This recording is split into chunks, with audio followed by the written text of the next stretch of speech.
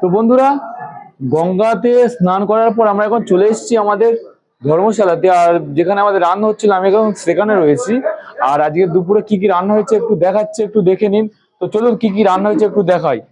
তো অপুদা একটু দেখাবে কি কি রান্না হয়েছে, দেখি এরা একটু। এটা হচ্ছে আলু ভাজা, আর এরপর কি আছে, ভেজ ডাল করেছো, আর মানে সব রকম সবজি দিয়ে, তাই তো?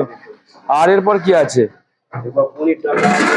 পনিরের তরকারি আছে। আর বন্ধুরা দেখা পাচ্ছে পনিরের তরকারিটা, আর চাটনি আছে, টমেটোর চাটনি কি, তো টমেটোর চাটনি দেখা পাচ্ছেন।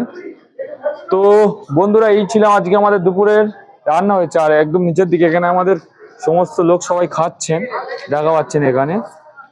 তো এই দেখুন চারিদিকে আমার ধর্মশালাটা দেখুন কতটা মানে এখানে শান্ত পরিবেশ রয়েছে। আর এর আগের ভিডিও মানে এর 3 মাস আগে আমরা এখানে এসেছিলাম, সেই ভিডিওটা দেখেছিলাম। মানে আমরা যখনই আসি হরিদ্বারেতে এখানেই ঘর নিই। আর আমাদের এখান থেকে হরকিপুরি প্রায় 1 মিনিটে হাঁটা পথ ভিতর থেকে।